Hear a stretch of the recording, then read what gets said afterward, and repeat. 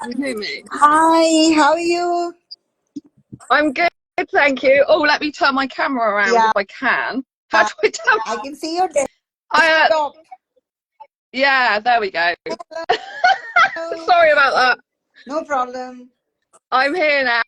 Oh yeah, I had my laptop open just in case, but it's my phone that they came up with. Yes. So I'm happy to be here. Yeah, Oh, Dorina.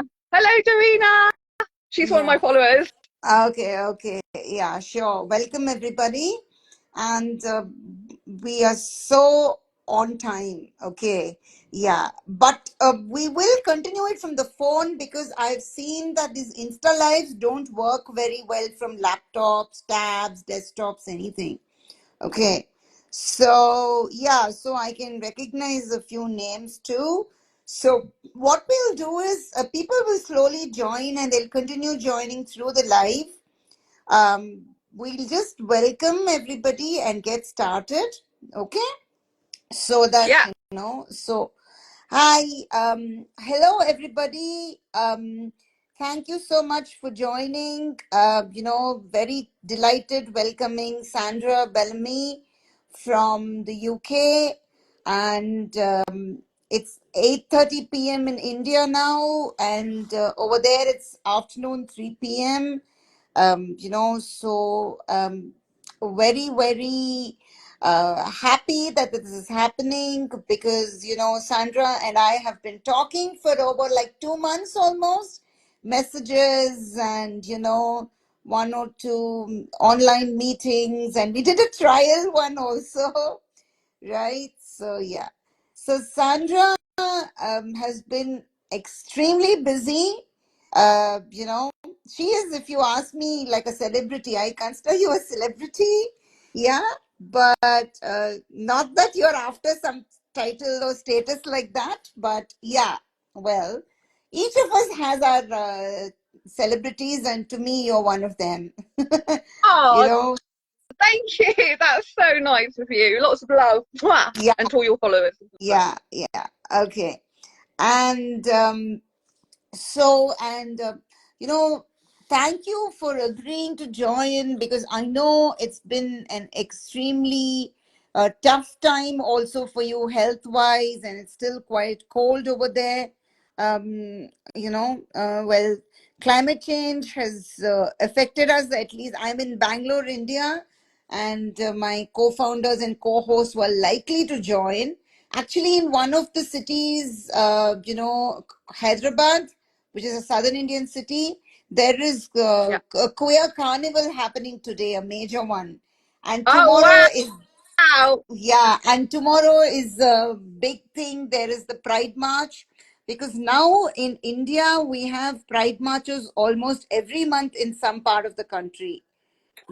That's amazing. Yeah. Woohoo! Thank you. So yeah, I think it's just like almost we are losing track, but we're enjoying that also because earlier, it used to be so difficult, and you would till like almost the end or the last minute you weren't sure, not because we weren't sure of people joining, but about the establishment doing whatever they please, and then trying to stop us. Not that things are very easy, believe me, we have to get permissions. It's like you have to be permitted to be free, kind of. It's to celebrate also, which is ridiculous. It's But very yeah, ridiculous. yeah, such is life. And it's also It become very restricted in the sense that you can only what say all of us, drum beats and sloganeering is so much part of our celebration, right? It's also as sort of reasserting ourselves because always we say ours is a community in perpetual crisis. There's so much violence by the state and society all the time thrown at us, sadly. And I'm sure this is true everywhere. It's not just in India, right? So, and yet the government especially wants to control, right? Oh, yeah, you can yeah, through yeah the news as well. yeah Through the yeah exactly. through the news and media. You can march only this distance, only this route. this space, only side of the road. You can't shout. You can shout ha, who, hi, bye, whatever. You can't say particular things. These people, I mean, it's so ridiculous that, like, but anyway, despite all that, pride marches are happening. Yes, of course, within the community also, when I say community, I mean LGBTQIAP plus. One day I hope all the letters of the alphabet won't suffice. We should have so many letters, right, if possible.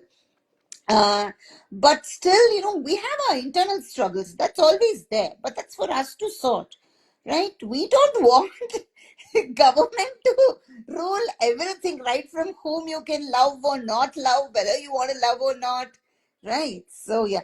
So on that note, Sandra, it's so important because with due respects, Valentine's Day is around the corner, and again, that is a big. If you ask me, I respect people who want to celebrate it in their own ways, but to many of us, it's also a very big marketing gimmick, Did right?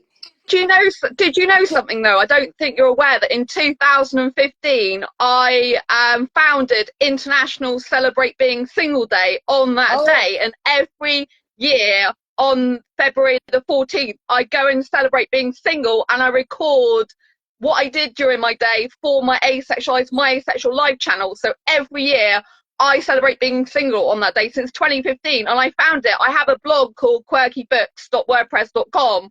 That's my original blog before I started helping asexuals, my writing blog. And that was when I founded it on there. It's never been an official occasion, which is a shame that I can't get it recognized officially, if you know what I mean. But I've been putting it out there since 2015. And I called it International Celebrate Being Single Day, so everyone in the world can celebrate being single. And that was something I wanted to do, not because I'm asexual, but because I thought that people who are single should have the day as a special day for themselves to celebrate all the wonderful things about being single and having that autonomy and agency to be free to be who you are without societal constraints. And I'm a hyper romantic as well, so I love being romantic with myself and taking myself out on dates and stuff like that. And I want to empower people to know that it's okay if you are single, and you can still do a lot by yourself, and you can still love yourself and love your body, and you can still make yourself happy. And I want that message to be spread throughout the globe. So International Celebrate Being Single Day, people, February 14th, go and tell me what you're doing in the comments as well. It'd be great. yeah. Thank you. It was glad that you just came in when I was going to ask you to. Wonderful. Very, very glad hearing that, because, and we also want these conversations to happen, which is why almost, for people who are following our Insta, this thing, and I'm sure Sandra and you and so many people are doing this is about having these conversations, who is doing what and celebrating themselves, because I think many times we do not celebrate ourselves. Yeah. And just last weekend I was talking, or more like chatting, with an asexual person, aromantic and asexual person in the US. And she had posted something about spending the weekend enjoying it by herself, and we were like, I was like, yes, you should be your best friend forever, I think, yeah, that is such a wonderful thing. And one more thing, Sandra, I want to ask you. Okay. I know you are so many things, like, um, apart from the gender and sexual identities and all that. You're a coach, you're an author, you're an entrepreneur, and everything. But and it was wonderful. Like, this has been happening for almost like 3-4 months on a roll with some of us that at Rung, whom we are connecting with. Very serendipitous connections. We just connect, and then we message, and then we are talking, right? So, Yeah. Sandra, I know that you have put together about stories or narratives of about 47 or 43 asexual people. Yeah, wonderful. Yeah. So, Yeah, it's in the yeah, wow, that is book asexual experiences. And can you turn perspectives. it around? Can It's you turn the book around? asexual perspectives. Yeah. No. I'm sorry. Turn it on its head. This is the yeah. It is upside down actually. The book. It, Y- it's upside down. Oh, it's Yeah, coming up yeah. right You for have to me. turn it. Yeah. Right. Thank you. Yeah. So fine. That's upside down now. Oh, okay. Fine. Yeah, it's good. Yeah. So we get it, but I can see ace. And that's what matters so much. So can Yeah, it's you? asexual perspective. Okay. Yeah. So, can you tell us a little more about the book? What made you write it? And, how did you go about? Because it's not easy to put together two narratives. You put together 47. That's just amazing. Yeah, Yeah. yeah. So it took me a year to write the book, and I published it in 2017, but it became a bestseller last year in 2023, which is very interesting. So it still sells today. What happened is it took me a year to write, and I kept getting asked questions about asexuality in my inbox all the time, like if you're asexual, like can you be asexual if you watch porn, or can you be asexual if you masturbate, can you have kinks if you're asexual, can you be into BDSM if you're asexual, all these questions like what is sexual attraction, what is arousal and desire, and all this lot.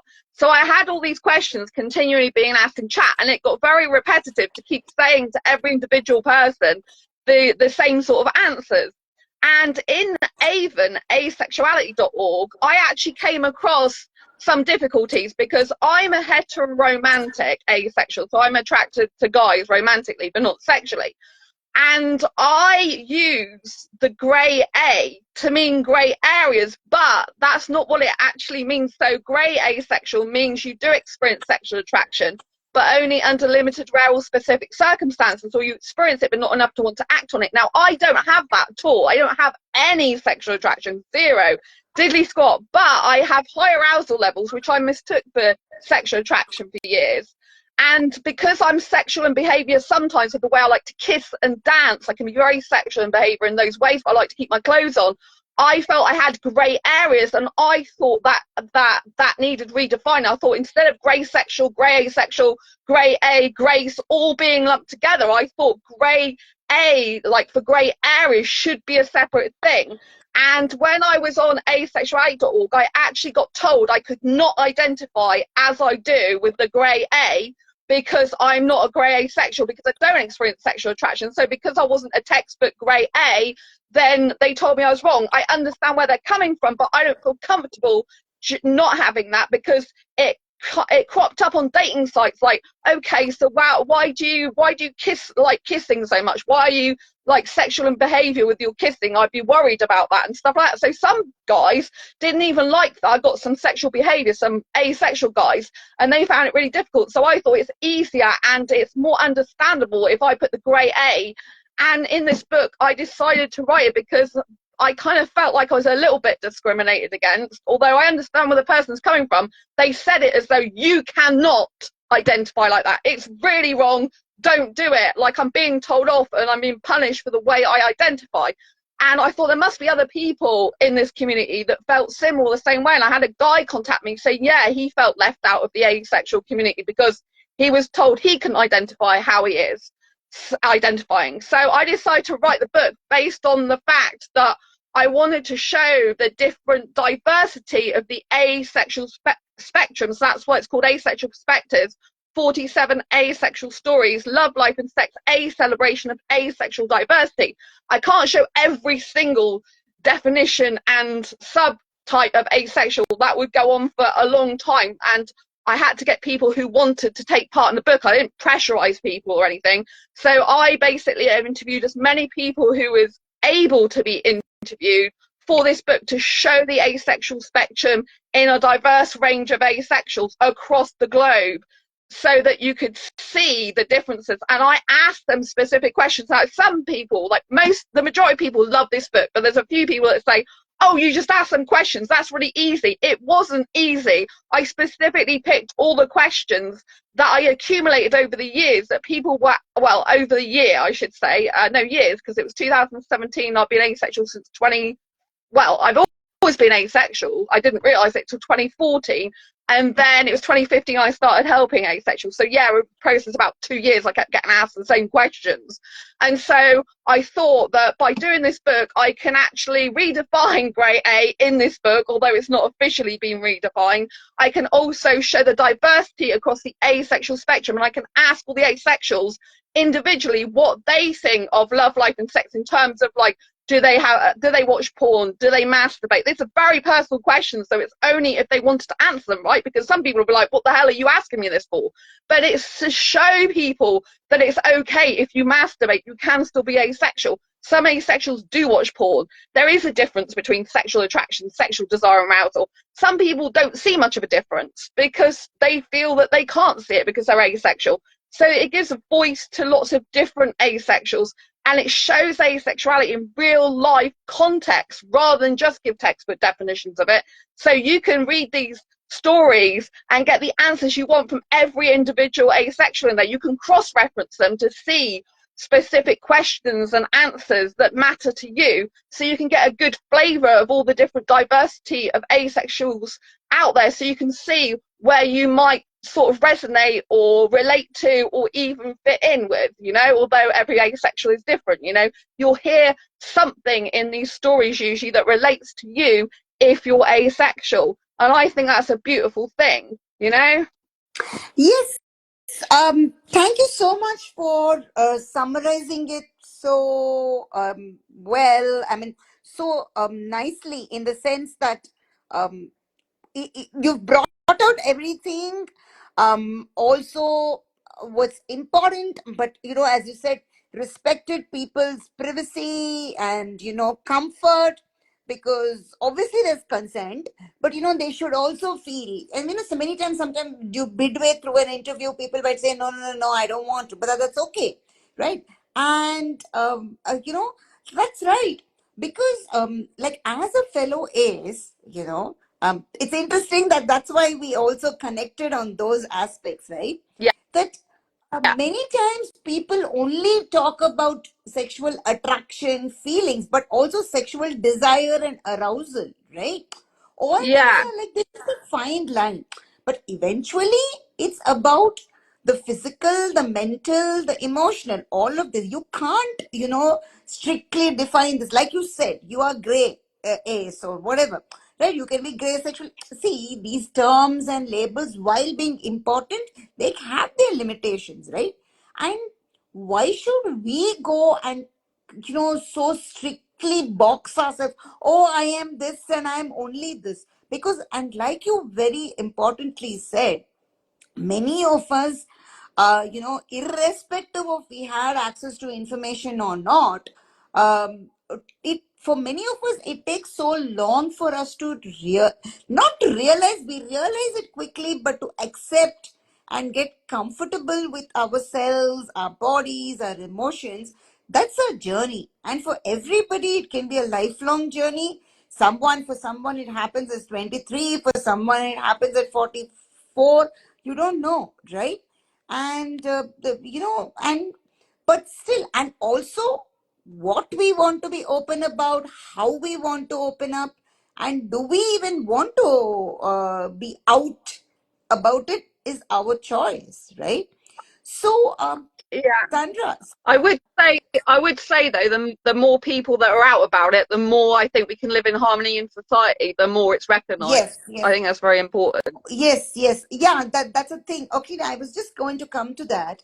Especially in the UK lately, the last one through you and following a few others who are specifically ACE in the UK, they've been like this, your publication and your talks and participation in various meetings, conferences, and everything, plus also the survey and everything, right?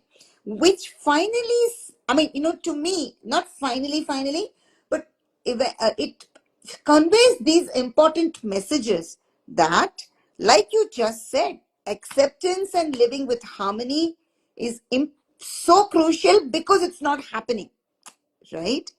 Yeah. Yeah. And you know what?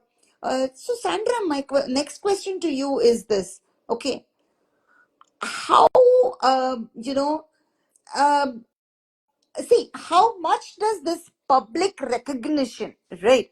It's not about public acceptance. I'm not talking about us being open about ourselves or sexuality or whatever.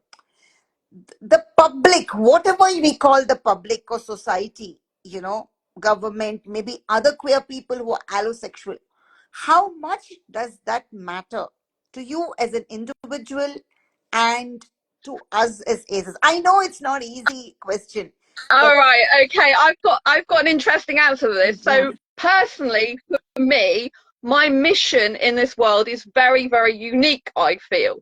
So I'm a very spiritual girl, and I think I've been given the mission by God and the universe to get asexuality recognized as a sexual orientation in its own right, so that no asexual has to live in fear of ridicule ever again.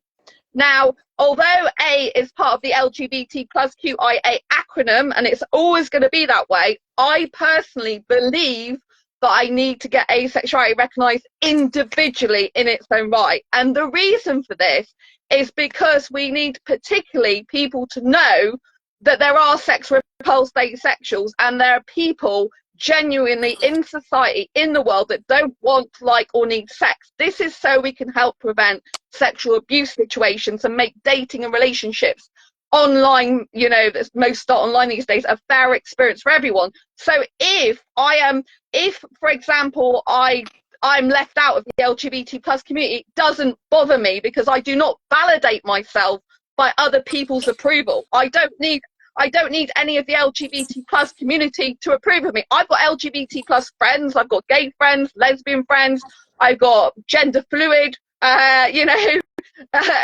different types of genders, as well as different types of sexuality friends, right? And acquaintances, people I know. But personally, for me, it doesn't matter to me whether they include me or not, because I am asexual. And obviously, I'm a heteromantic asexual, so I might be coming from a slightly different view, but I don't need other people's validation. I don't need the LGBT plus people to validate me.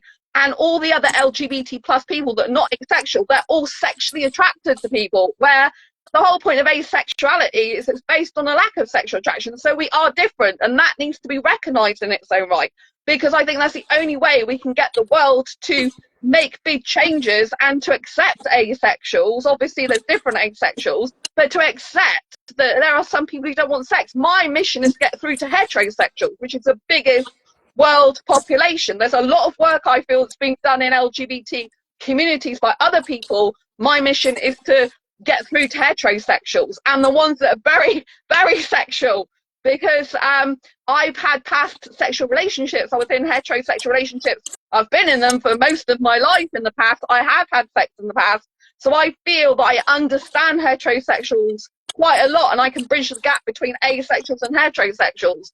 And I think for our future, for the future of society, asexuality needs to be seen in its own right as well, because otherwise I get told, oh, so you don't want sex, you're a lesbian then. I'm like, and as a heteromantic asexual who's not attracted to women at all, I'm like, I find that very offensive. I'm like, not because there's anything wrong with being a lesbian, but because I'm not a lesbian.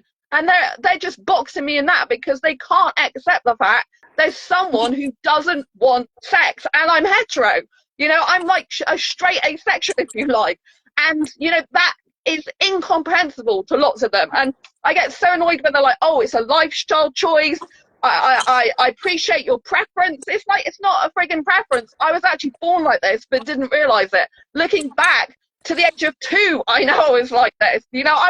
I'm nudity repulsed as well. And so, like, at 2, I remember my mum seeing me on the potty, and I didn't even like her seeing me on the potty. She's my mother, So and then at 6 years old, there was a sexual exploration thing that was happening with a boyfriend I had. I was actually passionately kissing him at 6, heterosexual guy, and I loved kissing him, but I didn't want to do any sexual stuff, and he did at 6, and I just felt completely invaded. And at 17 years old, I was seeing a counsellor, deeply disturbed by the fact he wanted to do that, and the counsellor, oh, it's just doctors and nurses, it's normal. I'm like, it's not to me. And so it's all obvious I've always been asexual. I like kissing and holding hands, but I was never really that into the sex. I have had sex. I had a good experience for my last long-term ex. It wasn't bad, because everyone thinks, oh, you had a bad experience, so that must be why you're asexual. No, it was good experience. He was good at that, but I would rather have done the washing up, and I hate washing up. I know I've gone off on a tangent, but I thought it's important to share my mission of helping asexuals globally get specifically recognized in the heterosexual communities, if you know what I mean. That's why I'm doing so much work in the entrepreneur space as the asexual entrepreneur, getting through to the thought leaders, the big speakers and everything, you know, talking at Oxford University for Blue Talks, getting on Lifeology that's got over 3 million listeners, you know, getting on Sense of Soul that's in the top like percentage of podcasts, getting on all these podcasts that predominantly are a heterosexual audience. So I'll use the sexual word now, penetrate the heterosexual mind and market, if you like, so that asexuals can have a space in there, and heterosexuals can begin to understand asexuals. Do you know what I mean? That's why I'm doing the work I'm doing. Does that make sense? Oh, absolutely. I mean, it is so important, and I know it is very tough, but the energy and the enthusiasm, and most importantly, the the relentlessness with which, the commitment with which you're doing it is like, I like how you use the word, played on the word penetrate, and, all that. Because, yeah, and, because eventually whatever our, of course, gender, sexuality, again, there are differences, there's some overlaps perhaps somewhere, because we're all one human with many identities. But I think the heterosexual or the allosexual or the hypersexual world is which we contend with most of the time, and which is our toughest, let me say, pure, or whatever, pure as a human, right? So, and the thing is that we, despite all our discomfort with, not just, see, there's an absence of sexual attraction, desire, whatever, or what, in phases or something. No, not phases. It's more like, very minimal or preferred. Okay. That is the nuances of asexuality. That apart, overall asexuality implies a minimal or absence of sexual desire, attraction, and everything. When we feel so, it's so difficult for us um, uh, to even imagine being sexually testing, when we are putting up with the hypersexualized world, with the heterosexual people or whoever, right? What is their problem in, accepting us? We're not asking them all to so-called convert, turn, whatever. We are just saying, we'll, live and let live, be and let be. That's all. And I don't know why it becomes so difficult. It's like as if, we are like, like, because my partner is asexual too, asexual agent, and just happened, thank you. I mean, we both, it's very strange, because we both are voracious readers, and still for so many years we did not, because that is so less that it is talked about. It is so little that there is awareness. Yeah. So along the way we discovered, that we are asexual without still knowing the term, and later we knew the term. So I remember, like, they were like, I think, they are insecure, or like, it's like they see us as a threat, right? The hypersexuals, they are allosexual. I'm laughing about this, but there have been times when it's been so difficult, right? I'm sure, Sandra, you would agree, right? Yeah, Yeah. yeah. I mean, I'm a hyper-romantic, and I do know there's one person who came through my asexual community actually a long time ago, and eventually they defined themselves as a hypersexual, which is really weird. They came in as a demisexual, I think, originally, to my community, and then they realised they're hypersexual, and so it was very interesting having conversation with them, because I'm a hyper-romantic, not hypersexual. And they will have sex for like 2 or 3 hours, and I am not a hypersexual, but I understand the hyper part because I'm a hyper kisser. And what this means for me personally is my last kissing session, that was the longest last year, not the last kissing session, but the previous one, I should say.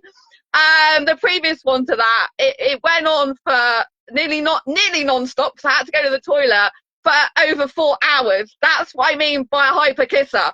And the guy who I kissed, I met him at a club actually. He was Pakistani.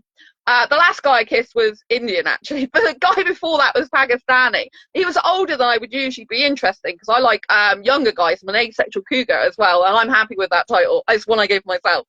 So I like younger guys, usually in their early to mid 20s, particularly Indian, clean shaven, non-smoker. And no, I don't want to move to India. Yes, I love living in the UK, and I don't want marriage, kids, or sex, or to live together even in a relationship. I put that out there. But this guy, he was Pakistani, and he was older than I'd usually be interested in. But I was kind of testing myself to see if I could kiss a bit older guy. He was in his 30s, and which is much older than I'd usually go for. But he was clean shaven, he looked quite nice, but he lied to me. He was in a club, and I met him. And he said he'd been in this country for 8 or 9 years, I think it was. And then I'm like, oh, right, okay. So I did allow him to kiss me. I was consciously aware, like, can I kiss this older guy? And I did enjoy it. I did like it, clearly. And we were still kissing when we went outside my home. I don't have guys in my home. But he lied to me. He was married and had only been in this country for that many months, not that many years. And he had a wife and 2 kids. And I'm like, what? I never thought I would kiss a married man. Like, what's going on? And he's like, oh, I'm separated from her. So we're not actually together, but it was shocked me. But when I was kissing him, he was like, oh, so why aren't you feeling anything? Like, how are you stopping your urges? Like, how are you stopping the want for sex? I'm like, I don't get those urges in the first place. And then I told him I'm asexual, and he didn't believe me. And he said, I don't believe you. And he didn't want to accept it, you know? He didn't want to accept that I'm different. You know, he was not open-minded about people who are homosexual. You know, he thought everyone had to be straight as well. And I was just kept telling him and reiterating, I am asexual. I don't get the need for sex. You can kiss me. Like, all the kissing I've done with you, I don't feel that way. I love kissing, but I don't have any feelings to want to have sex. And I was trying to say I'm asexual. I'm all over the internet with asexuality. He wanted to see me again. I'm like, no, that's it. You know, I didn't know you were married. You didn't tell me the truth, and I'm quite upset now, actually. And then also he said, oh, I can keep you company if you're lonely. And I'm like, I'm not lonely.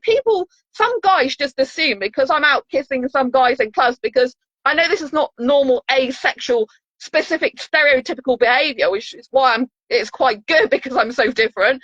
But, you know, I have kissing needs because I'm a hyper romantic, and I can't get all my kissing needs met by myself. I do kiss myself as well and hug myself because I'm that hyper romantic. And I don't need to kiss every single minute of the day. And I don't, you know, there's months when I don't kiss. There was a couple of years I didn't kiss. But, you know, in order to meet my own kissing needs, rather than get into a relationship with the wrong person, I allow myself to kiss some guys in clubs. But I'm actually still on dating sites looking for a serious committed relationship. I haven't found the right asexual guy for me, or the right heterosexual guy who is accepting of asexuality and would rather have love and romance and kissing and my personality than sex. So, and I'm not polyamorous, I'm monogamous, strictly monogamous, so that would not work. I don't believe in, personally for me, sharing the guy with some other people in that way. Obviously he has friends, but I mean not in the romantic way. So I've got very strict boundaries between my friends and romance. Like, I do not kiss my friends, I do not cuddle my friends. I will hug them, especially if they're upset, or hello and goodbye, but I won't kiss them. You know, so I'm very separated from that. Does that make sense? Of course, you know, like, see, it does definitely. I mean, you know, none of us should be judging each other, not especially a fellow asexual. I'm so glad and grateful that you are sharing all this.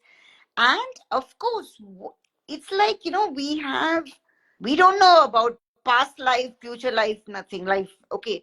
In this life, we are what we are, we choose, and it is tough, especially when you're different, or I mean, you know, fewer in number. We don't even count, we don't want to, right? Like, when we can, you know, let others be what they want. We don't even go behind somebody and ask, who are you, what are you, or, oh, you are like that, fine. I mean, you know, fine, okay, maybe I don't want to even say be acquainted or friendly with you, that's fine. But that does not mean you can't live the way you want to, right? And it's very important you made those, you know, you also mentioned sexual abuse, and because, again, despite this being a largely majoritarian hypersexual world, right? And sexual abuse is there all over, as you said, virtually also is happening, and it's very real actually. The so-called virtual abuse is very real. There is not just abuse, there's assault, there's of course, the worst thing is rape. But even those people who are guilty of committing all these crimes are still given a chance, right, to defend themselves, even before a so-called conviction and all that. And what are we as asexual people? We are not criminal. We are not, so why should people go about judging, rejecting us so much? Like, as if it's always pathologization, abnormality. Oh, how can you be like that? You're missing out on something. It's the same thing, right? Being alone and lonely are so different. And we don't feel lonely. Somebody wants to feel lonely on our behalf for us. Yeah, right. So I think that's so important, Sandra. You said that, and just think about, I'm sure you also are keep on probing you, right? How can you be romantic and also asexual, right? Like, because I don't I don't get too many people okay, being surprised that I'm romantic, but yeah, they just don't get why. What they don't understand, and what I keep getting is on dating sites. So you just want a friend. They cannot comprehend. I think this is where you were going with this. They can't comprehend having romance and kissing without the sex. To them it means that I just want a friendship, and I'm like, no, I do not kiss my friends. And so they get confused. They're like, okay, so you just want a friend? I'm like, no, I don't want a friend. I don't kiss my friends. So if I'm just friends with you, I'm not going to kiss you. And they're like, oh, do you know what I mean? Because they either think that it's friends with benefits I want, where I just like kiss them. People, like some guys, want kissing hookups with me, and I don't do them. I only allow myself to kiss some people, guys in clubs, if if it happens and I feel comfortable enough to do it. But I don't want kissing hookups, which a lot of guys think, because I like kissing so much, oh, it's fine, she'll just have a kissing hookup. So instead of having a sex hookup, they think it's a kissing hookup. But that's not what I want. I don't want just casual kissing. The only reason I can do it in clubs is because I've trained myself that way. It takes a lot of guts. I've actually gone through, I share my own asexual life journey in order to help other people on my channel asexualize my asexual life. Since 2015, I launched it in Asexual Awareness Week in 2015 October, and I share my journey to help others. And I had to give myself permission, I think it was in 2019, to allow myself to kiss outside of a relationship, because I've been brought up that you don't really do that type of thing. And also that, like, it took guts, because I get very attached easily, because I do genuinely care. All the guys I've kissed in clubs, I've had, usually the majority of them, some care over, particularly if they're Indian. Like, I've cared about their well-being, even for the short time I'm with them. I've cared that I don't hurt them, when I'm kissing them, that we don't bump heads, or we don't, like, we're not missing each other's mouths and hurting each other or something like that, because I'm a caring person, I'm a loving person, and so yeah, so what most people, I don't really get from the asexual community anything about me being romantic. And guys seem to understand the romance part, but they don't understand the romance without the sex part, if you know what I mean. Does that sure, make sense? sure, absolutely. Because you know what, like you said, yeah, may not be persuasive, but I have gotten asked, and even more like, oh, you're with a partner. Oh my, the poor person. Oh my, I'm like, first of all, my relationship is with somebody, and it's for us to decide, right? When that person is not feeling that they're missing anything, okay, the partner or whatever, the romantic other or whoever, why is somebody else bothered, right, about what we are doing in the relationship, what matters, or who's missing out? Oh my, the poor person, they're sacrificing for you. The person doesn't feel sacrificial. Why are you? Oh, you are like they tell you, how can you do that? How can you be like that? Are you suppressing yourself? Are you denying yourself? Oh my gosh, this is like, and it was a very interesting thing that you said, as a child, you did not want to be, sort of examined or, even seen with your mother like that? There's something you said about with your mother, right? And it takes. Yeah, so I'm nudity repulsed, Ah, which is quite rare even for asexuals. And I had I it's very rare that people can even remember their childhood. And I remember I was sat on my potty in the kitchen and I looked up and saw my mum and thought, oh my God, my mum's seen me naked. And so I must have been really, really super young. And yeah, I can remember that. And I didn't like the fact she saw me naked. I don't, even in a relationship, in the past I was naked with a guy, but these days I'm not really, so far I say I'm not interested in being naked with a guy. I actually get more aesthetic attraction usually with a guy with clothes on. I have clothes attraction as well as aesthetic attraction to a guy's face and frame, usually not below the waist. So for me, it's all if he's got a. I don't like a hairy guy. I like a clean shaven guy. I like a guy without chest hair even. So I'm not into macho, muscly guys. I'm into like boy next door type cute guys, clean shaven, lovely head of Indian beautiful chestnut brown hair. I like Indian guys. Like it's well known on my channel that I'm attracted to Indian guys more than any other foreign guy, although I do get attracted to other foreign guys as well. And so, and I get attracted to the face. If the guy's got a really beautiful face, a kissable face, like I just kiss him, and the frame, then that's what aesthetically attracts me. And then if he's got clothes on, his clothes, I have clothes attraction. So I like street dance movies. I like the street clothes, they wear, like the hoodies and the jeans and the trainers and like the leather or PVC jacket and the cap and all this lot. So I like street sort of guys, hip hop type of guys. And so, and I also like guys in suits as well. So they're kind of two different types of looks. But I get more attracted to guys who wear certain types of clothes. So if they've got a gorgeous face and I love the clothes, it makes me want to kiss them even more. So yeah, it's very. I think aesthetic attraction and clothes attraction are two different things, but they can amalgamate yeah, to make it beautiful, if you yeah. know what I mean. But yeah, so yeah, when I was 2, I had an awakening to the fact that I was naked in front of my mum, and then at 6 years old, I had a boyfriend, and we were kissing passionately, but he wanted to see my private parts being as subtle as I can about it, and I felt completely invaded, but I felt like I was pressured into it even at 6. He was the same age as me. He wasn't an older guy. He was the same age as me.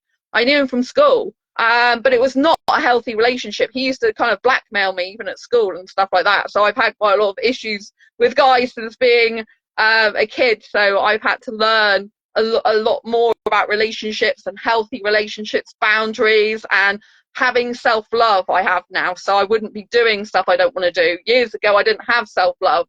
So I kind of let guys do what they want and regret afterwards, or sometimes I would say no to certain things I didn't want. But back when I was 6, this guy was actually bribing me, even in school. He was bribing me for food to stay in a relationship with me because I lacked self-love in other areas of my life, and I had depression for years, and I was like suicidal actually as well. So I've changed my life completely now. I used to be very introverted, and some people are like, what's wrong with being introverted? There's nothing wrong if you like being introverted, but I didn't actually like being introverted. So I changed myself to be extroverted, loud, bubbly, talkative, outgoing, and I changed myself to eventually love myself. Someone's written in comments, people don't understand self-love. Thank you for talking about self-love. Lots of love to you. Yeah, self-love's really important. When I spoke at the UK Asexual conference in 2018, I actually did, as part of the relationships panel discussion, as well as talking about how to arrange an asexual meetup, which is my own personal talk. And when I did the relationships panel discussion, I actually talked about self-dating because I'm a very big advocate of that. I've been doing it for a long time. And I talked about what I do on my self-dates, and I showed some photographs about theme parks I go to, zoos I go to aquariums, out for meals, and to cinema. And that was the part of my talk, regardless of the fact it was an asexual talk, that was a part of my talk that people liked the most. I got people coming up and saying, oh, you really inspired me. The part where you talked about self-dating and self-love, I was so inspired by that. And that was the part that they took away from that talk more than anything, which was the self-love and self-dating. I love self-dating, so I'm so romantic. I absolutely love it. When I'm romantic with myself, I feel energized, and excited, and I feel like, oh, I love me so much.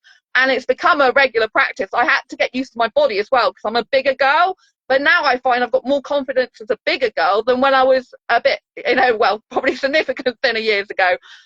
Because I just got used to and programmed my mind, if you like, to be used to seeing my body in the mirror. It took me ages to be able to do that and to love it. And because I'm a bigger girl, I do have a more voluptuous figure. I have a bigger chest area, bigger boobs, if you like, bigger bum.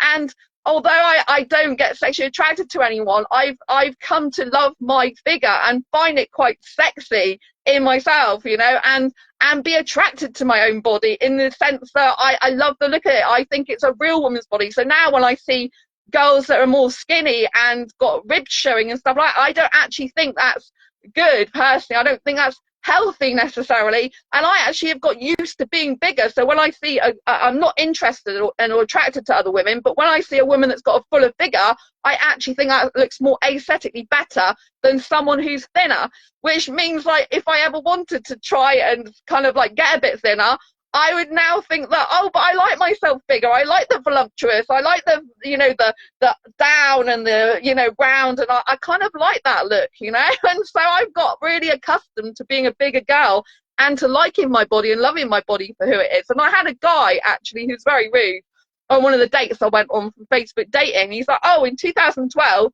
you were thinner than you are now. And I'm like, yeah, so...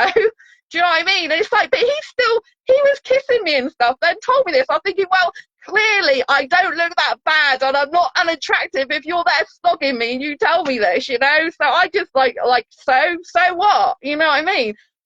So in my dating profile now I put voluptuous, just so people know that I'm not a skinny girl, So I think it's really important that to love the skin you're in and love the body you're at, whether you're bigger or thinner, I think it's good to focus your mind on your body, and I think it's a very good practice to get used to seeing yourself naked in a mirror.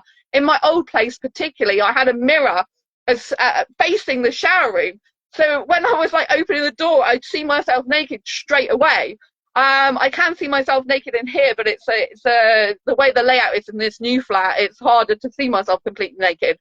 But you know what I mean? I've got so used to my body now that I'm used to looking at it and loving it and touching it and feeling it. And I think that we don't do enough of that. I think as a society, we're kind of like taught to have sex with other people, to touch other people's bodies, to feel them, to caress them, to be sensual with them, but we're not actually used to doing that with ourselves. And it's like, why the hell not? Why are we giving all our sensual and sexual or asexy power away to other people when we could be doing that to ourselves first and foremost? And if you develop practice of getting used to your own body and touching it and loving it, you're going to be much more healthy to be in a relationship with someone else, and you're going to not accept people who are toxic so much, because you're going to love yourself and think, okay, so if this guy's going to say stuff about my weight, he's not the right guy for me, or right, whatever gender you're into, right? I'm into guys. So if a guy's saying about my weight, I'm like, so what, Like, there was one guy I dated, heterosexual, very heterosexual, ended up being a real life psychopath, unfortunately. I've told this story on my Asexual channel, real life story. But I was going to theme park with him, and he was like, oh, you're eating that whole bag of crisps, and he was on about my weight, and I'm like, yes, so? And he's like, oh, I said, but you haven't got any energy. You go to the gym, you barely eat anything, you've got no energy, you're in bed early every single day. I've got loads of energy. Because I eat and because I enjoy my food.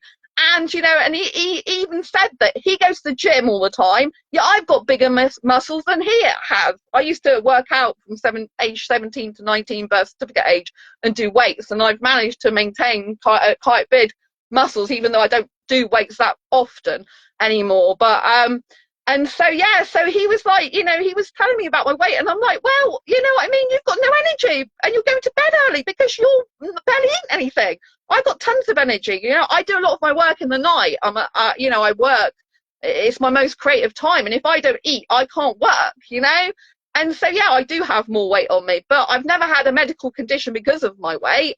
And I actually like the voluptuous figure I've got. I kind of would miss it because I've got so used to it, if that makes sense. So I think it's really important for wherever you are on the asexual spectrum, whether you're asexual or not, I think everyone in society needs to get used to feeling and touching and being in their own body and with themselves, because you can also find out what you like and don't like for other people to do as well, And you can sometimes please yourself better than some other person can. Yeah. You know what I mean? If you're into Yeah. masturbation and Yeah. stuff, or just sensual touching. Yeah. Yeah, thank you so much for so poignantly and so emphatically sharing the importance of self-love and also being comfortable with our bodies. It's not easy at all. So I want to bring in Hayati at this time. She has joined the conversation.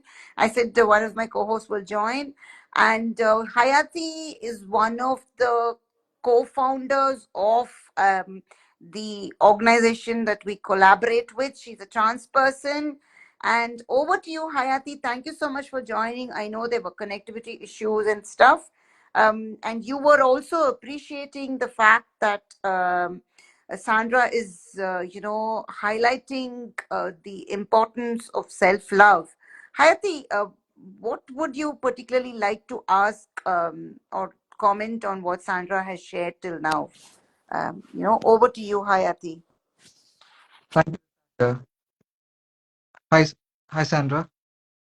Hello! I can't see you for some reason. I can't see the other speakers, but I can hear you. Yeah, I mean, I'll be here. Hi, hope I. Hi, can you Yeah, hear me? Your line is a little bit bad. okay. Am I clear now? I can hear you better now. Okay, Yeah, thank you. thank you. First of all, even to start, before start, I am very happy to know about you, and your energy is full on. I like your energy and the way you speak. Thank Thank you. Lots of love to you. And especially to talk about uh, self-love. I mean, a lot of people think love is very important. We need to love someone or somebody need to love us. But a lot of people miss out that we need to love ourselves first to love someone else. Uh, Yes. I try to be in touch with with life in relationship. I try to be with people. I try to love in a couple of people in one or the other way. But I realized self-love is much more important than any other love. Once I started loving myself, I explored a lot of things, and the best part also is I'm an ace too. I Yay! identify. So it's like it's so interesting being in this space because people always think about, especially when you mention about body, people always think I need to look like this, I need to look like that, I need to look like that person, I need to look like this person, I need to have this shape of structure, I need to have this long hair, I need to have this shape of nose. You have to be whoever you are. The other person who understands you, who likes you, will come in their own way if they like you. As you earlier mentioned, somebody body shaming and they must not be in our life. Yes, they must not be. Somebody who discourages us on a constant basis, or somebody don't appreciate being ourselves, they can't be in our lives at all because our mental health happiness, our happiness and our mental health is very much important than any other thing. And always tell this thing to a lot of people, like someone, if I mean someone says I love you for a kind of, they like me. I tell that I'm already occupied. They'll ask who's that person. I'll say I love myself. I don't have space for another person in my life. So I love myself uh, infinitely, and with not being in a relation or being in a relation, it doesn't matter. I alone and I'm super happy with myself. Thank, thank you so much, uh, especially loving yourself and body shape and etc., which are very, very important, and a lot of people ignore that. Thank you.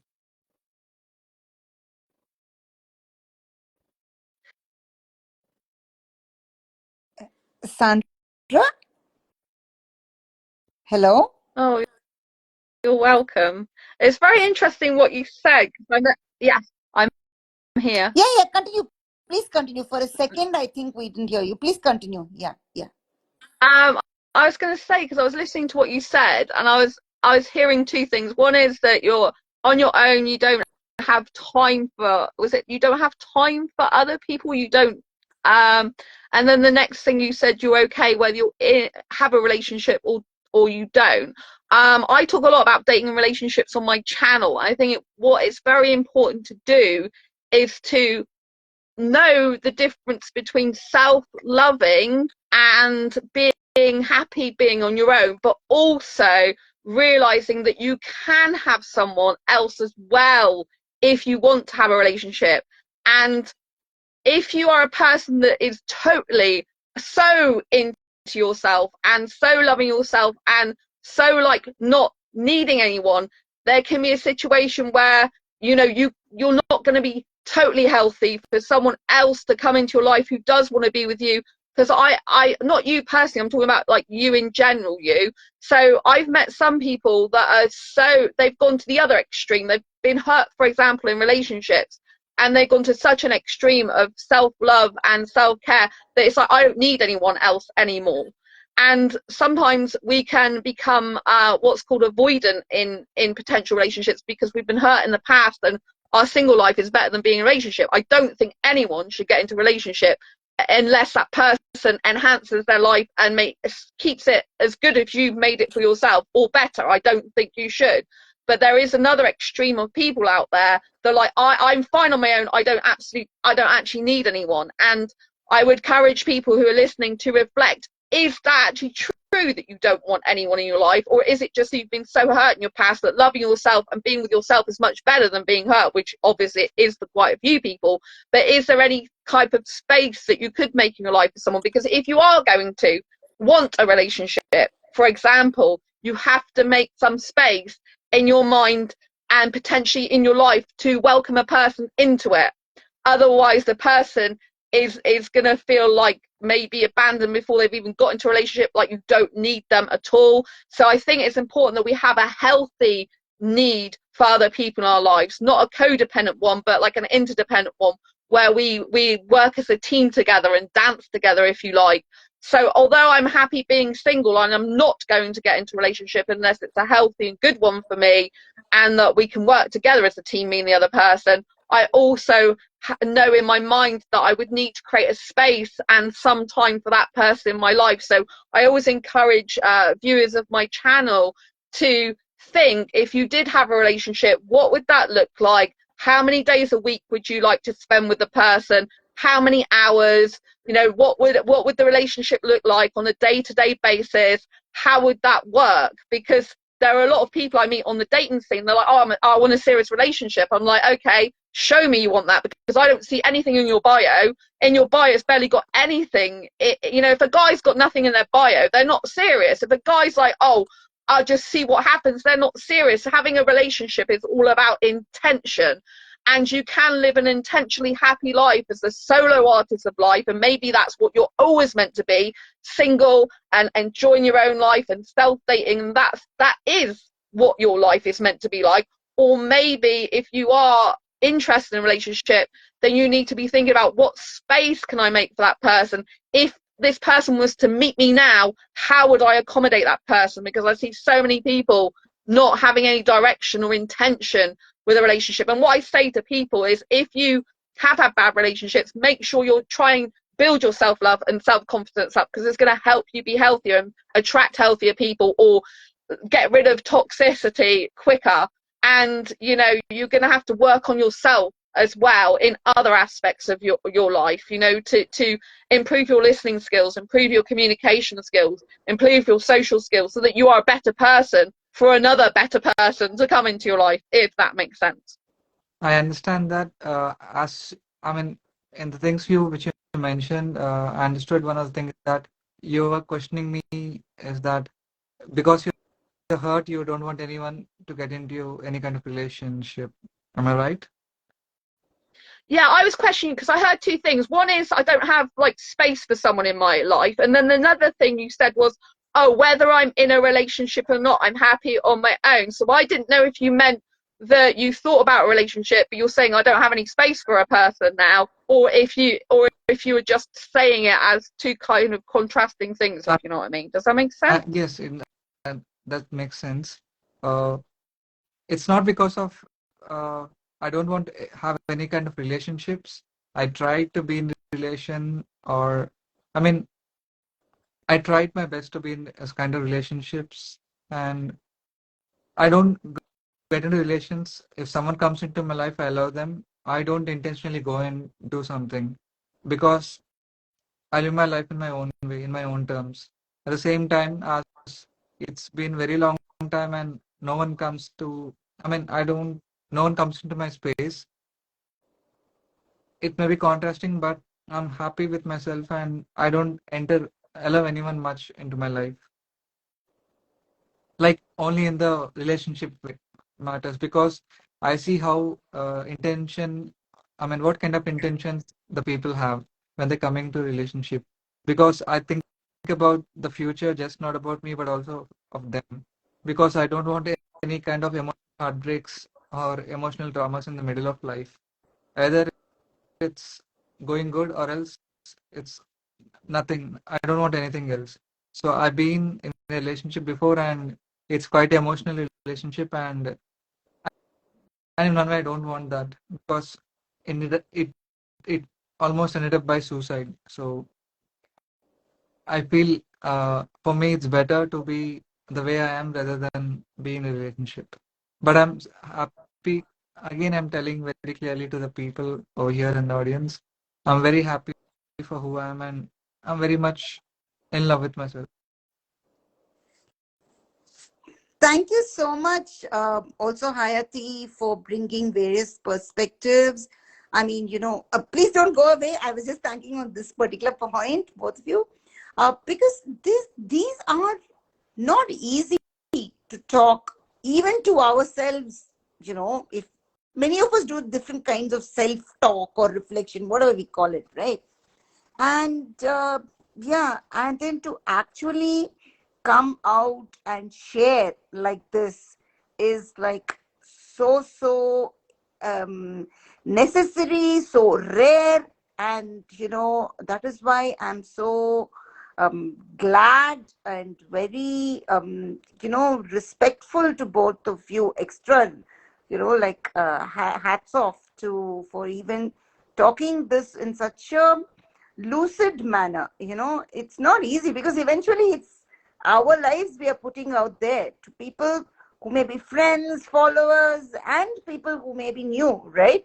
But our idea is by sharing our life experiences, thoughts, emotions, hopefully somebody will, sort of we touch a chord or somebody benefits from it, because there is a dearth of an extreme dearth of self-love or love of others. It's kind of, this thing, right? I mean, you get what I mean. And and as asexual people, even more, because we are judged for everything because we seem to be out of the ordinary, right?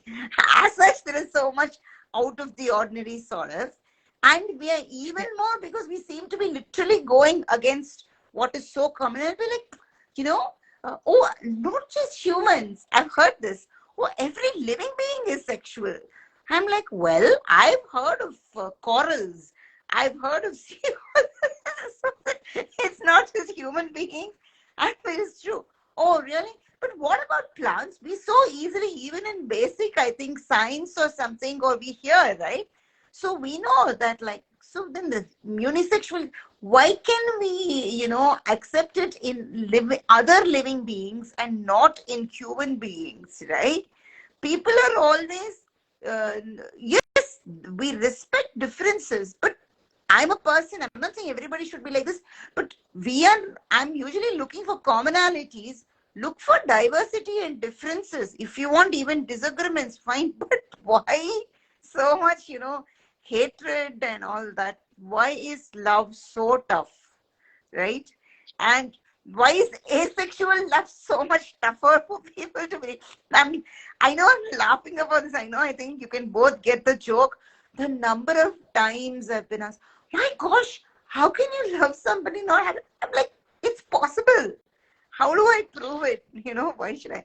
So I think, Well, yeah, because because love and sex are two completely different things that some people intertwine together and some don't. Yeah, yeah, sure. And it's the same thing also, it's such an important, such a personal thing you shared about how you felt towards also the childhood classmate, probably not a friend, because if he was, sort of trying to overpower you and all that, it's too early to start something like that. It's just, I mean, like extreme, Yeah, this was at 6 years old, so it was really bad to have that experience. yeah, I have to fit another child, right? It's not even that one is a older person. No, it's the I mean, same, yeah, same age as me, he it's was. worse if it's an older person, but it's not any easier if it's this thing. The fact that you're remembering and recalling, again, like kudos to you. So I'm wondering, sometimes, it's a heartbreaking thing, and yeah, and yeah, Hayati, I agree with your comment too, right? I mean, either of you can share. I have experienced what is called touch sensitivity, and I still feel it, okay?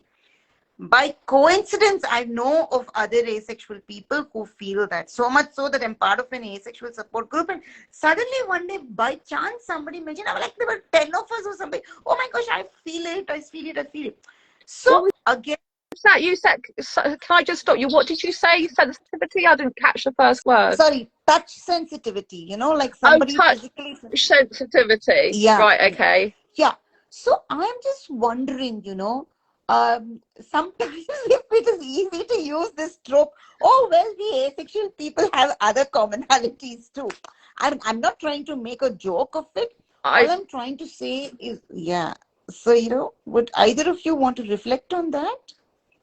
uh shall I go first? I'm actually sensual, so I Hmm. like a lot of touch. So this is where it's really difficult because sensual attraction is not the same as sexual attraction. Truth. So I'm sensual with the guy's upper body.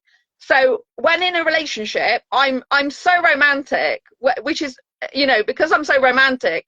I don't want to get into a relationship with a guy who's not as romantic as me or who's not actually who's not into kissing as much as I am, because it wouldn't work. I've actually in my last long-term heterosexual relationship, I was asexual and didn't realize it at the time. We used to kiss and cuddle everywhere, like on trains, buses, going to theme parks, zoos, aquariums, and stuff like that. And I am actually, and I would want that part of a relationship again, not the sex. And so I'm very sensual, the guy's upper body. So I absolutely love touching the guy's hair. I think about Indian guys when I'm talking about this because they're my top attraction. I do believe in past lives, and I do believe I was with an Indian guy in a past life. Just to put it out there, it's already on my channel for years. And I'll talk about this in my asexual perspectives book as well.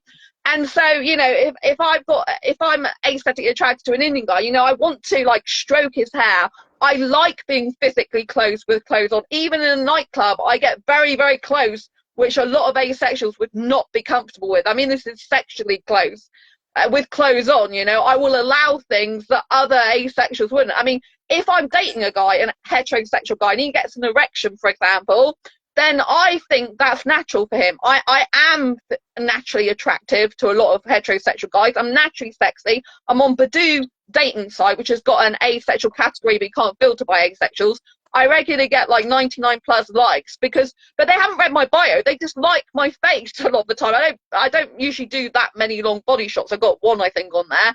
But do you know what I mean? They like me without even looking at my bio. So when they find out I don't want sex, because I say, have you read my bio? I'm not interested in sex. It's like, oh, they go then. And so for me, I like touching the guy's hair, his earlobes. I love kissing. I love tongue kissing is my favorite kissing. I love stroking his shoulders. I even like sitting on a guy's lap or in between his legs if I'm in a relationship, which is super physically close, very sexual in behavior, but I have zero sexual attraction. And so I like bodies intertwined with clothes on, kissing on a bed if I've been in a long-term committed relationship, because I will only be more and more intimate in an actual relationship. In a club, I've got strict boundaries, like do not touch my breast, do not touch my bum, keep your hands by the side. If they start to come over here, I'm moving them, going no, I've got very strict boundaries. And I used to be scared kind of to be around heterosexuals when I first discovered I'm asexual. You know, at that time when I went to see a counselor, I was kind of like scared to go on dates with heterosexual guys anymore. But nowadays, I don't actually have the same level of scaredness because I have boundaries in place and there's strict things I won't allow them to do. And in clubs, I will just say to them no, and I will actually leave them and go and walk away from them if they're doing something they shouldn't. I went to a Bollywood event in November, and I had this guy, this young guy. I get a lot of young guys like me because I'm not interested in my birth certificate age, so I act and look younger, which is great. And as far as I'm concerned, my soul age is younger. And there was this guy, he only looked about 18, he might have been 20 or something, but he was like going, oh, I like your top. And I'm like, okay. I was thinking I look nicely dressed. Great. Wonderful, because I've got an asexual brain, right? I'm not thinking about sex. And then he's like, show us your tits, you know, like shake the tits, those tits. And I'm like, what? And I'm like, I need to move from you now. And I went over to the other side of the nightclub, you know, because I was like in shock, like it's disgusting. So I thought he meant he actually liked the way I looked, but no, it was all about sex, because he said, can I touch them?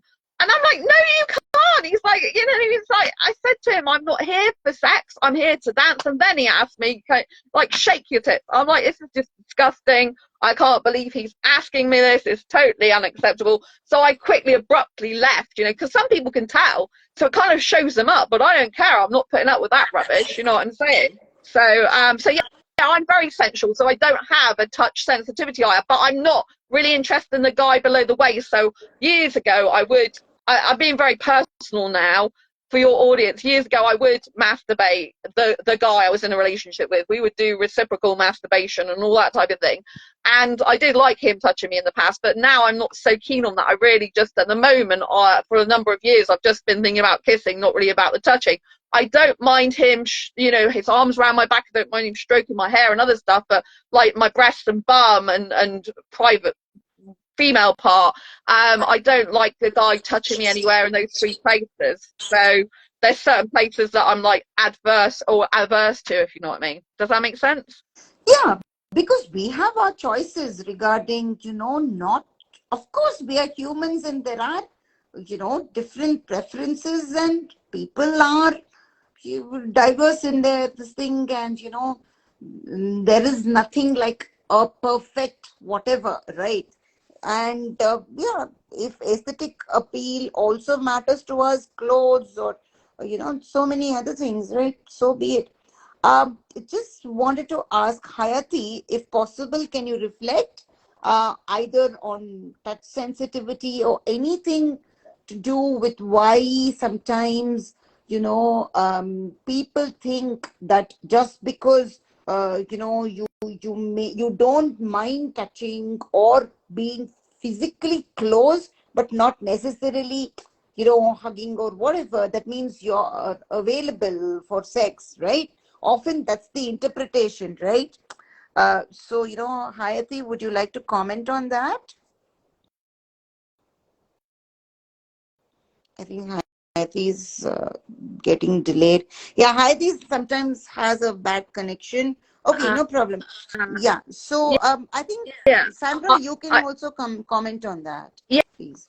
Yeah, that'd be great. Yeah. So because I am very sensual, that makes it kind of like can confuse heterosexuals, right? So I have to make it very clear, because, you know, just because I like touching a guy's hair, just because I like holding him close to me, doesn't mean to say I want sex with him.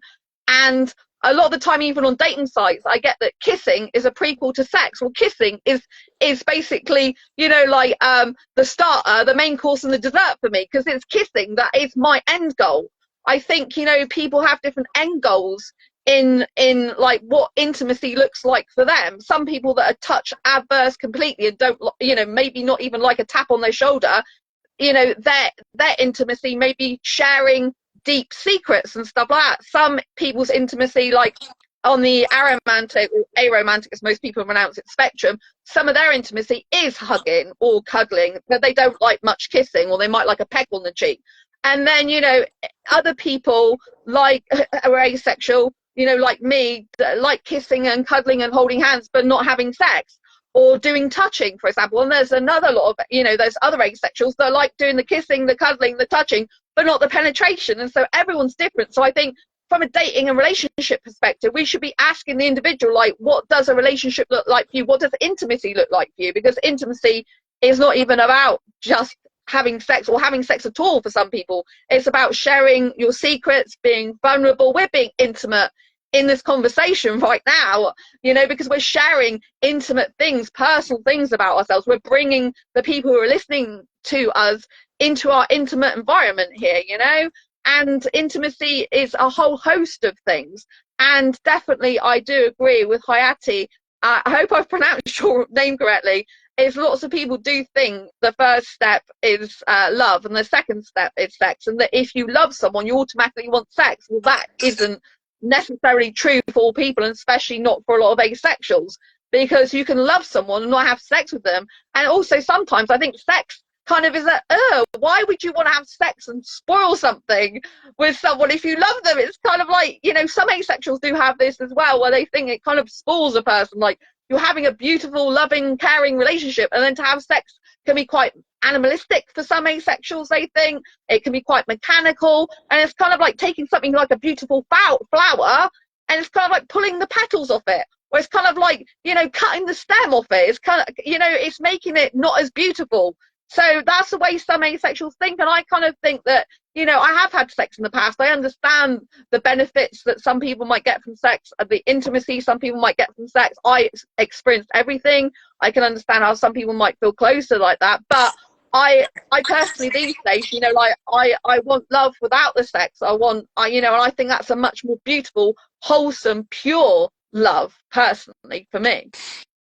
Yeah, thank you so much, Hayati. Your comments, I just lost you in between. Hayati, if you're back and you can hear, I would like you to reflect on what you're also saying in the comments, right? And, intimacy, love, romance, and there are so many degrees and shades to it. And aromanticism also, and aromantics does not mean just because you do not feel romantic or they don't feel other kind of love or whatever. So the bottom line is, and who are we to define? I mean, we can redefine for ourselves. So Hayati, would you like to reflect a little on what Sandra and you have been saying, that love and emotions can be so different and so diverse and yet so personal and beautiful, right? For each of us. Hayati? Yes, Yeah. yes. It depends upon person to person, as I mean, as love can be in three ways from my understanding. It can be physical, it can be romantic, it can be emotional. Some people may look only for emotional connections and not romantic or physical connection. Some may need physical, romantic, and emotions. Some may don't need any of them. It depends upon person to person, and it depends upon completely depends on person to person. Not one has to match with other. Oh, if it is this is a is this how these people need to be in this particular way? No, there is no particular way of defining this is how you need to be. As an ace, you have control over yourself, and you can be whoever you are as a person. Yeah, that is so important, so sweetly and neatly said, And And I want to add some point. sure, please Previously, continue. Please continue. I thought you had stopped. Yeah, no, continue. Please this continue. point has stopped, but previously we were mentioning about body sensitivity, body touch. Thank you so much for that, because I mean, this from my personal life. Whenever someone, especially from almost from 15 years of my age, I'm 34 now, happy 34, no way. So at the age of 50, or when somebody tried to hug me, I used to feel very uncomfortable at that age. I don't know what is that at that point of age, but I used to feel like a mosquito or an insect is crawling on my skin. That's how I used to feel like. But later in life, uh, whenever a men touch me, or unexpectedly even going in the queue, or someone that unexpected touch, I feel very uncomfortable. I mean, it used to happen same with women too. but being a trans person, being a trans woman, and coming to the women's world after a few years, transitioning and etc. Having, I feel always the touch of women is more of a safety. What my body started feeling, and when a man touch, I feel very uncomfortable. I mean, I don't know why my body reacts like that. My brain does, I don't know whether it's with my brain or with my skin. I am not sure about that. But if it is a woman, I feel very, very safe. But when it's with a, I mean, apart from man, whoever I be with, apart from a cis man, whoever I be with, cis man and gay man, I feel very comfortable. Comfortable. But any other people, I don't feel comfortable at all. I don't know. I mean, is it my brain or is it my skin reacts in that way? I'm not sure about that. But thank you for talking. I mean, mentioning about that. Oh, absolutely. Again, completely, it is our choice, comfort, and most importantly, that is also part of self-love, right? That what we want for ourselves and in the best and the most beautiful way. Again, there's nothing like ideal, perfect, exact, absolute, right? Surely life has taught us, experiences have taught us, but and still seeing sometimes our god may fall off, whatever. But having said that, yes, I think, like somebody was asking, and Sandra, you might reflect on this. I'll just quickly finish what I'm saying. What is self-love? Okay, they were asking, how can you suggest? I said, finally we have to find our answers, however long it may take. But I feel that part of self-love is self-respect. Yeah, because if we do not self-respect or prioritize or whatever you want to call it, the self-love does not happen. Okay, and somehow uh, that love or respect towards others also may not. It's not easy, and there will be complete ups and downs in all this. But I think Sandra, you were also reiterating, and also Hayati kept mentioning about comfort, right, with ourselves, somewhere we find, and safety, right? So I think once that is achieved to a large extent, I think that is when we also become comfortable, or the mutually the other way around, also vice versa also. So Sandra, would you also like to reflect a little bit more on, say, self-love, self-respect, or anything else?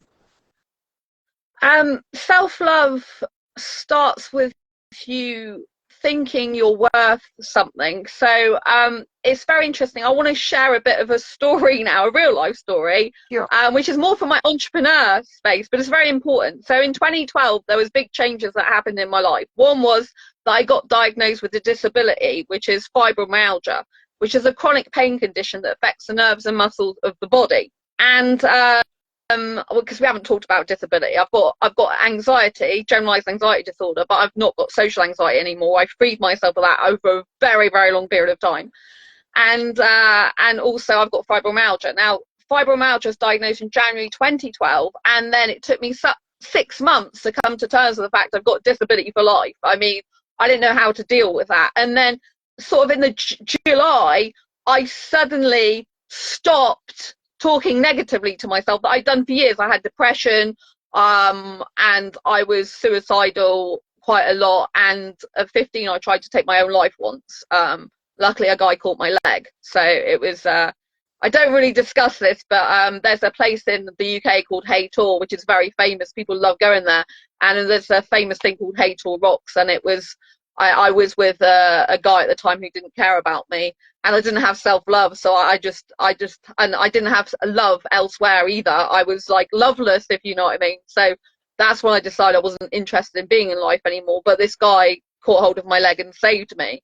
That was when I was 15. But if we fast forward back to 2012 now, so I've been like that since I was 15, before I was 15. As a child, I just wanted to tell you how bad it was. So at age 10, I was like, bad like that as well in my mind and stuff. So in July, I realized all of a sudden that what we say to ourselves, if we talk negatively to ourselves, the emotional pain drives physical pain. And so I knew a lot of people with the condition of fibromyalgia or on crutches or in wheelchair, and I realized if I continue to talk negatively to myself, then I would be on crutches or in a wheelchair like lots of other people with the condition, and that was a threat to my freedom that I just couldn't bear. So I decided there and then to stop talking negatively to myself, but I didn't have self-love. So if we go further on now to that same year, 2012, I went to my first business seminar. That's how I became in the entrepreneur space. This is in 2012, and it was a success resource event at the Excel Centre. And this is in London. It's a big centre, and I'd never been to a success resource event in my life. And I saw a guy on the stage called Tony Robbins. He's one of the most famous world life coaches there is. If you Google Tony Robbins or Anthony Robbins, I think it is, or Anthony Robbins, he's known as Tony Robbins most of the time. So he is very, very famous, and he was on stage. This is part of my self-love, how I came to self-love. This is why this is the pivotal thing that changed my life. I began to self-love through this seminar, and there's different things he taught us. And the first thing he taught us, which is relevant to what we're talking about, is he told us we have to get up from our seats and go around and hug strangers. Now, up until that point, I was touch averse to strangers, not to a boyfriend in a relationship, but to pretty much everyone else outside my family. And my parents, I would only hug usually to say goodbye to, or special occasions like birthday or Christmas. So I didn't like being touched back then by strangers. I didn't like even a tap on the shoulder. I felt like you were talking about before that, you know, about the, what was it Hayati was saying about the creepy crawly stuff. I felt like that type of thing. It was like a scratching. It was just like, get off me, this is my space, it's my body, don't be near me. And that's kind of how I thought. And so I was very standoffish to people in that way. I wasn't huggy at all, didn't like being touched, apart from in a relationship by my exes, you know, when I was in a relationship with them. And so Tony got us to change, you know, he's the one that instigated this change in me. So I had to go around hugging strangers, and I was like really out of my comfort zone. So I remember hugging this guy who was big in both body mass and height, and he had this bald head with a flyaway piece of hair across it. And I put my arms around him. I thought, if I can hug this guy, I can hug absolutely anyone. So that was the start of my being physically close to people who are strangers, and I'm not in a relationship with them. It took me still a few years to develop being comfortable with hugging people, and now I can hug strangers if they need a hug or want it, right? And so, and that has stood me in good stead. For example, I'm going to cut a very long story short. There was an accident outside my old home. 2 women were involved, you know, in a car accident. I came out, and one of the women was crying, and I said, do you need a hug? This is a stranger. She had her friend with her in the car that crashed. Her friend wasn't offering a hug, and she said they called someone, because I said, do you need me to phone anyone for you? They said no. And I said, you look upset, do you need a hug? And she did, and I hugged her, and I don't even know her, and this was right outside my home. So this is how hugging strangers can help them to heal and to just feel good in the moment. So I can do that now for people, which I couldn't do before. And so Tony also got us to change our state through movement and music. And it was then that I had this awakening to be my younger teenager self that I was born to be, and to stop living by society's rules and to start living by my own rules of life. So no longer would I cook, clean, or do housework for a guy, because that hurt my fibro body and it didn't make me happy. And people say, oh, if you love someone, you'll do housework, you do this, that, and the other. It's like, no, I love myself. I respect myself. It doesn't make me happy. I'm not going to do what doesn't make me happy anymore, because that's not love. That's me resenting someone for making me or wanting me to do something that I don't want to do. It doesn't make me happy. It makes me miserable doing it hours. I'm just going to get resentful. So now I say to a guy, you know, I don't want to cook, clean, or do housework. I like to live separately in a relationship, you know. Even my friends, we either eat out, or if they ever come to my place, they bring their own food with them. So, but it was like an awakening that I need to be my younger teenager self I was always born to be, not this kind of older soul, but this younger soul. And I reprogrammed my mind to be like 21 years old later on, using neuro-linguistic programming. And it was at that event with Tony and lots of other experts in the business world that I realized my worth, because up until that point I thought it was worthless, useless, couldn't help anyone with anything. I was there's no point in being in life. That's what I thought. And although I'd stopped talking negatively to myself at that point, I was kind of like a bit more neutral about myself, but I didn't love myself, And so when I went there and saw all the skills and qualities, that I had in myself, because I thought, oh wow, I've known things through my past jobs, being redundant, being a manager, for example. I could help people with redundancy issues, which I did before I helped Asexuals. And I built a brand around that, Beat Redundancy Blues, which I've still got the blog for on the website at the moment. And I did a book called Break Through the Barriers of Redundancy to Get Back to Work, an A to Z how-to guide. That was my first book I published in 2015. But it was at that seminar that I realized I do have qualities, I do have experience, I do have knowledge, I do have things that I can use to help other people. I have value and I have worth, and that was the start of my self-love journey. And then I began, the positive self-talk. And then I began to see that people that said negative things about me, that I didn't have to listen to them. And some of these people are like dear to me. I'm not going to go into that, but they're close and dear people to me, and they would be negative about me. And and that went on for a long time. And so when you're so used to being in negative environments with negative people and people putting you down and not liking who you are, not liking your personality, until you break free of that environment and that conditioning. I talk a lot about conditioning lately on my channel. It's all about people conditioning you. They try to condition you to think you're worthless and useless, to control you. It's like mind manipulation. And if they can put you down, if they can tell you can't do this, can't do that, don't do this, don't do that, they can control you by making you feel bad about yourself if you do a certain thing. So more and more over the years, I've broken away from society's norms. I've broken away from conditioned thinking. I've broken away from people being able to control me, because I have value in myself, because I love myself, respect myself. I'm going to publish my books, whether people like them or not.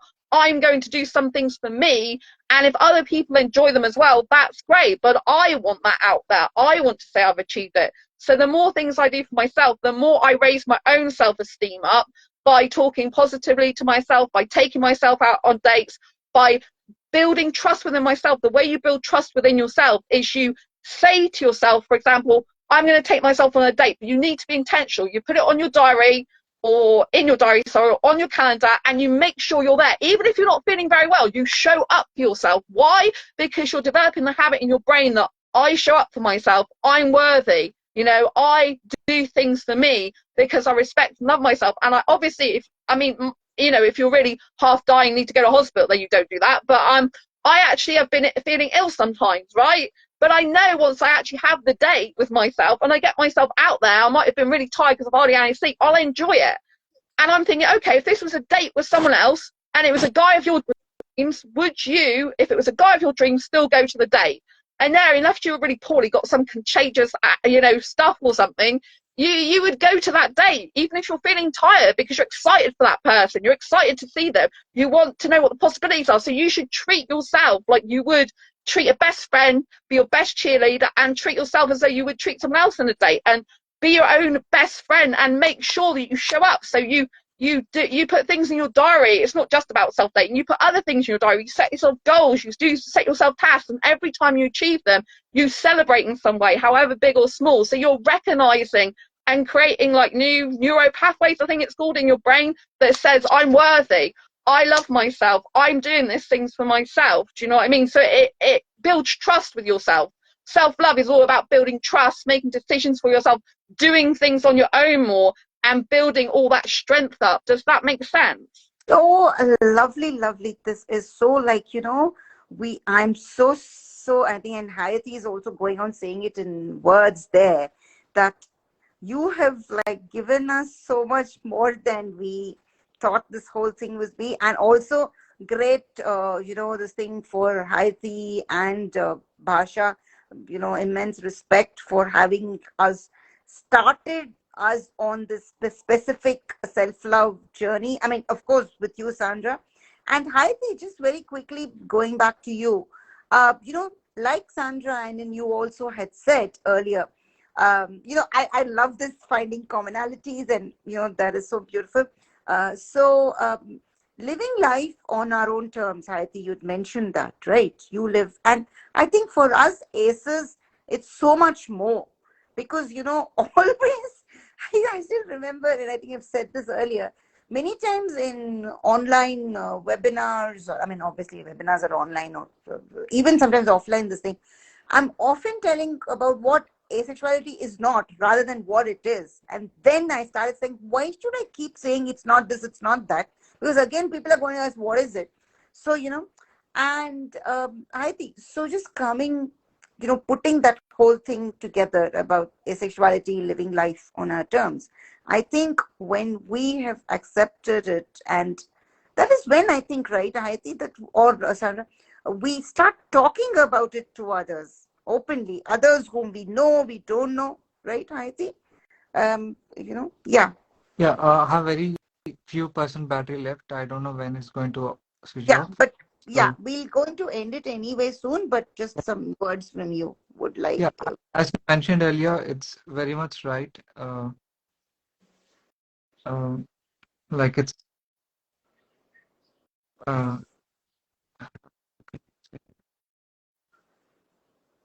like sorry, can you repeat the last sentence which you The mentioned? part about living life on our terms, Yeah, and then, yeah, self-acceptance leads to us trying to share publicly, right? Sort of. yes, yes. With Mhm. as I mentioned earlier, it's very much right because with our experiences in life, with our whatever we think and we take the steps further, and importantly, experience. The most important things are experience in life, and the experience leads to us for self clarity. The self clarity gives self love. You put it in a very neat, good way. Thank you for that. Yeah. Yeah, thank you so much, Hayati. And Sandra, I know it's over an hour and a half. I mean, we can talk with you for longer, but then, I know you will also have to go and do other things, and it's night, almost bedtime in India for some people. So, Sandra, as we are reaching the end of this fantastic conversation, yeah, what would you like to say? Please, say anything. There's so much you can say, but any um, specific words or thoughts you would like to leave us with? I would like people to know that just because someone says something about you doesn't make it true. And if people give you feedback, it doesn't mean to say you have to accept that feedback. You have to decide if there is any truth in what some people say. Some people will just say things to you that's not actually true, like I said, to control you. So you have to decide for yourself what's the best course of action for you. The more you can be self-reliant, the more you can do things for yourself, the more you can be a self-contained unit, but still learn to interact with other people and socialize with other people and get on with other people, the more your life will be better. What I used to work for the NHS, in case you didn't know, the National Health Service. I used to be a peer trainer for them, helping people with their mental health through social media. And one of the 5 ways to well-being is connection to others. So some people can become so isolated from others that is actually not a good thing. Still need connection with other people, but we need to choose those connections wisely, and we need to choose them based on our newfound confidence with ourselves. So if someone is putting us down, then they don't need to stay in our lives. If someone's criticizing us now, sometimes these people can be family. Maybe you're listening to this and you still live at home with your parents, right? And maybe they are the critical ones constantly at you, right? You do still have a choice if you are, over a certain age, to leave that family and to go and set up a home on your own or with friends, right? So I would strongly urge you and encourage you that if you're having problems with your immediate caregivers, whether that's your aunt, uncle, family, that you actually build a life separately from those people. It might be difficult for you. It might mean going against like community or societal or cultural standards, but you have to live your life for you. When you're on your deathbed, think about it. If I was on my deathbed now, would I be happy with my life, or would I be living a life with the regrets? Would I think I wished I'd done this, that, and the other differently? So we have to think that we need to build a life for ourselves, because anyway, our families are not going to be there forever, right? We're going to have to be there when they've gone. So we need to build a life for ourselves, but also find ways of developing friendships and connections which are healthy for us, people who respect us, people who can manage conflict conflict well. So having connections and relationships and friendships not about avoiding conflict, it's about dealing with difficult conversations, like and talking about our feelings and sharing them. A lot of people become like, there's quite a lot of people these days that are avoiding childhood trauma, for example, or things that have happened in their life, and we need to try and work out how to have close relationships but safely for us, where our needs are being met as well as the other person's needs, where we're listening to the other person but they're listening to us, where it's not all one-sided. So remember that just because someone tells you something doesn't make it so. Like, I get some comments on my YouTube, most of it's positive, but I get some comments that are horrible, right? The majority of them I just will delete and block the person, because I have to keep my community safe, and if people are talking rudely to me and disrespecting me, then they're going to be doing the same to my community.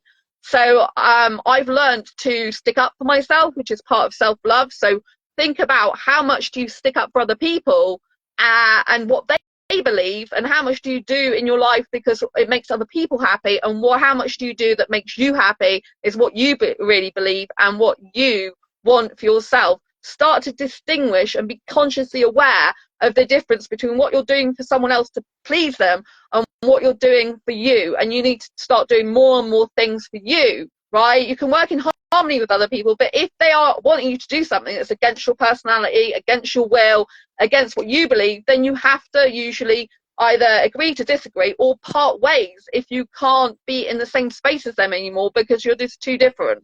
I'll give you a really extreme example. I hate fox hunting, for example. I'm very, very adverse to fox hunting. Actually, one of my ex-boyfriends did fox hunting, so that was really difficult. But nowadays, I wouldn't want someone as a boyfriend who did fox hunting, because I'm very against that personally, right? So there's some things that your morals, values, beliefs, that you know, even in friendships, if it goes against what you believe and feel uncomfortable, and every time that person comes into your life, still talks again to you, you're just feeling bad feelings about them, either have a discussion first and foremost about it, but if they continue to do the behavior or the thing that you don't like, or it's actually their core values, then agree politely to part ways. I've had to part ways from people in my life that aren't bad people. I've had to part away from people who are toxic for me, but also people that aren't bad. We've just grown either apart, or we have totally different values and beliefs and morals that can't intertwine with each other and can't function well.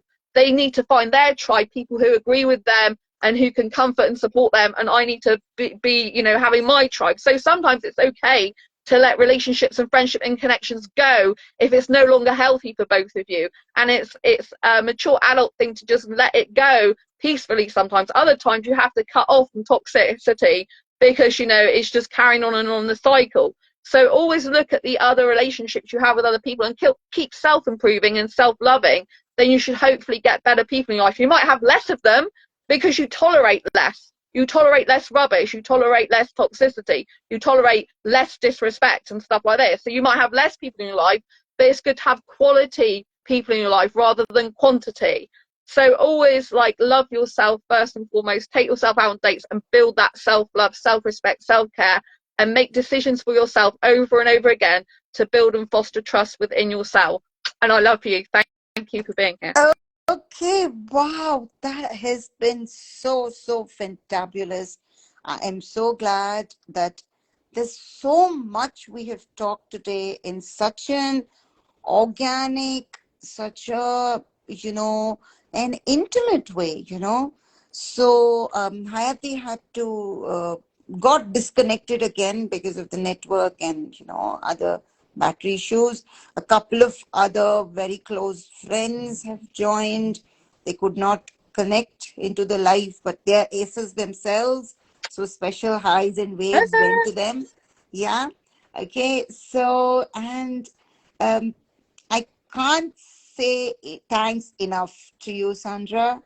This has been so loving, lovely, lovable.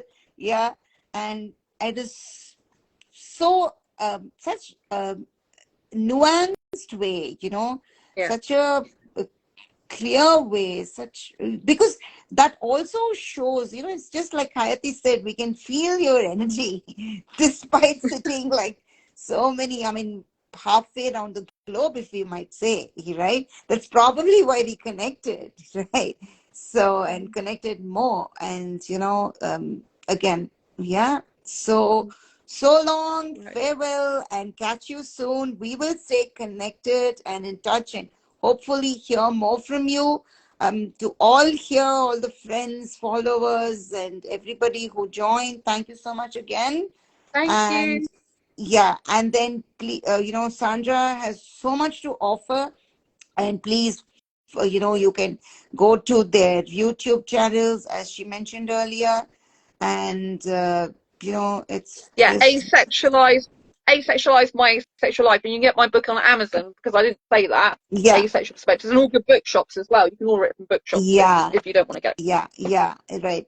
And we will all be hopefully journeying together. And again, yeah, Yeah, Shukriya is one of the words that we use. There are so many, because India is full of so many languages of South Asia.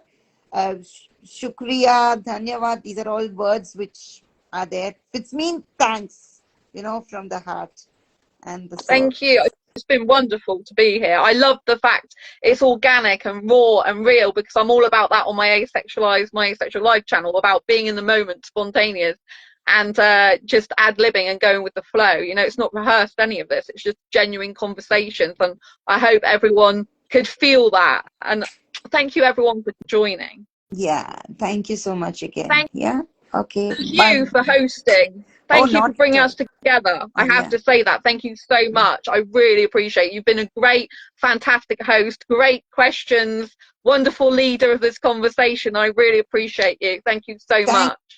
you too. Yeah, I think the universe willed it. That's what I like to say, Yeah, right? it's Okay. worked really well. Yeah, It's been really good. yeah. Thank you so much again. Bye bye.